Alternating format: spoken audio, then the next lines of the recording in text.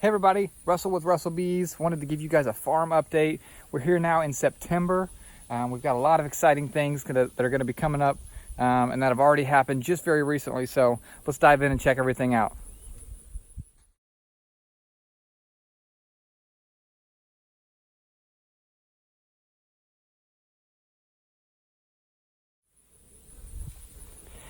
Guys, so we got a lot of exciting stuff going on right now out at the farm.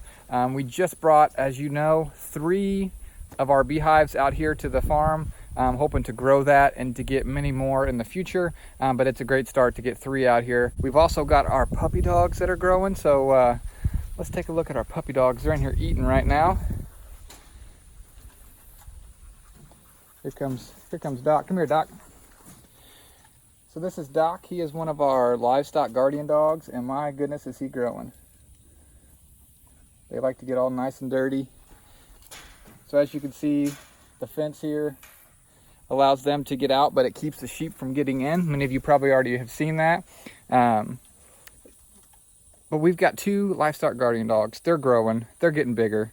They crack me up at how big they're already getting. They're going to be monsters. But they're going to do a great job taking care of our herd of sheep that we have out here. So we still have the 3 sheep. You can see Doc in there laying with them. Now they won't let me get too close, obviously, but I did want to get over here so you could see everybody in the background. Oh, getting some puppy love. You may have seen in other videos that we've done. There's two schools of thoughts with livestock guardian dogs. One is don't touch them, don't mess with them at all, maybe give them a pat on the head. The idea is that you don't want to have your livestock guardian dog like you more than it likes the sheep. So livestock guardian dogs probably aren't going to be for all people. If you're a super dog lover, a pet lover, it can be difficult to kind of ignore them and let them go back to work and do what they're supposed to be doing. We kind of do a little bit of both. They'll get a good pet every now and then, but I also need to make sure that they're bonding with the sheep the most. I think the boys have had the biggest struggle with that because you see puppies and dogs and you want to play with them, and it's hard to remember that they're there for working and that they're supposed to be working out on the farm and protecting our livestock. So there's the girls again hanging out. They do this a lot, just kind of hang out. So we've got put some hay down for them, a little bit extra bedding that they can have there here in this pallet shelter that we've created. So it's been working out pretty good. They like that. Got the dogs set up right next door so they can kind of come and go if they please, but every time I'm here the dogs are with the sheep. The only time that they will go inside, I guess you would say the cage there, is if they're going to be eating. So eating or drinking. Other than that, for the most part, they're going to be with the sheep. There are occasions if the sheep decide that they want to go on the other side of the pasture. Sometimes the dogs will kind of come back and forth. Another thing the dogs have started doing, they have found their bark for sure. So they are getting good at barking at things that they're not sure what it is. They have a very loud bark, and even as puppies, they have a bark that says, "Don't mess with me," which is good. Let me bring you over here too. I wanted to show you.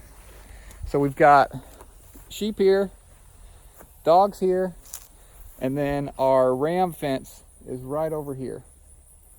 So when I first had the dogs, I would have them pinned up all day long, and then I would come out at night, and for a couple hours, I'd let them run and play, kind of get used to the surroundings just a little bit.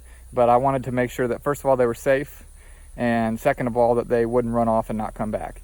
So once I started feeling like they were getting established with the sheep and with us and with what was going on here on the farm, I let them go. Came back very early the next morning, and there they were hanging out with the sheep. Did it again, came back that evening, there they were hanging out with the sheep, and it's been them kind of going with the flow ever since then. So they've done a fantastic job. They stay with the sheep, they stay close here in the perimeter like they're supposed to, and I couldn't have asked for better dogs to this point, better puppies. They've been doing a fantastic job. But something I wanted to show you was when I had them first pinned up here, there was sheep poop everywhere through here. But then when I let them go and let them kind of wander with the sheep, there was hardly anything here, which made me believe that they were probably out and about more, which they weren't consolidated to just this one area. But now that I've brought this ram in here, there is turds everywhere. So they're wanting to get with this stud of a ram sheep here. So I thought that was pretty funny. Every time I come in the evening time, he's pacing this fence and they're around the other side wishing they could get over. He desperately wants to be in here with them. He's wanting to fulfill his purpose in life, and I can't say that I blame him.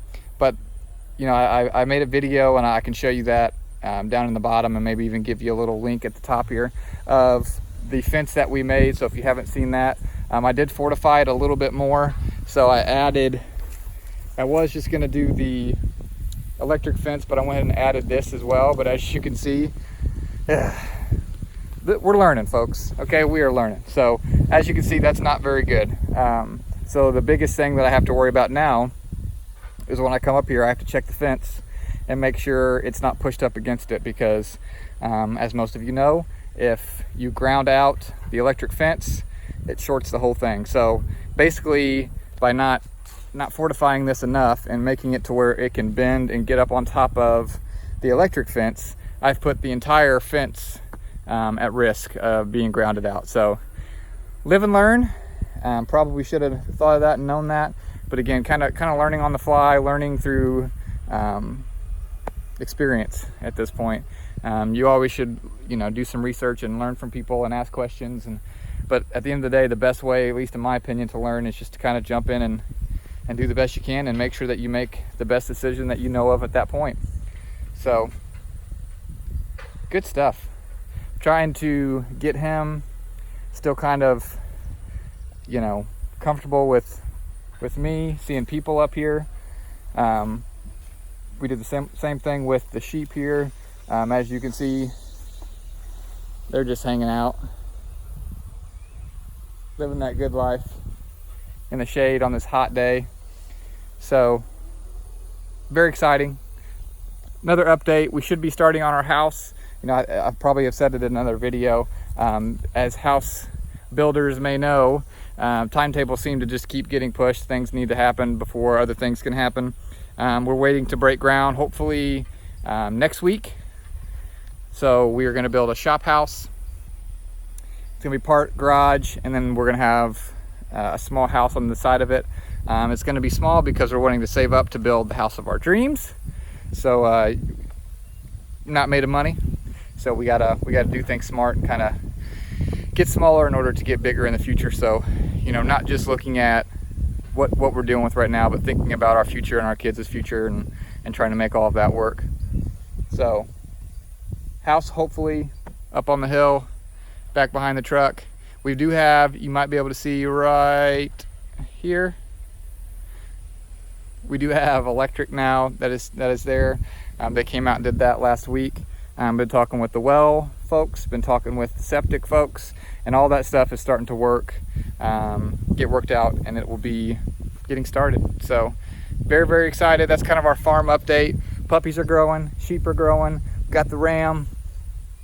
Here in about a month, he'll be ready to hop in here with these girls. And then we will start the baby clock, the lamb clock. We'll have lambs very, very few months after that. Probably, if all things go well, February, March, around that time, we should start seeing our first babies. So it won't be long, and we'll have babies here next into the winter, beginning of the spring, and that's going to be exciting as well. Got bees on the farm. House is about to start. Guys, it's happening. It is fun when you get to do things and work hard and live your dreams, and that's what we're doing. We decided to go for it. I suggest you go for it too, whatever it is that you're thinking about. If you haven't gone for it yet, go ahead and go for it. Make the plans, jump the cliff and go for it, and you'd be surprised what can happen. So I appreciate you guys watching this little update that we've got going on here. Have a great day. If you liked the video, cheesy stuff, subscribe, like, all that fun jazz. If you don't like it, hey, that's cool too. But appreciate you guys as always, and thank you, and have a great day. God bless.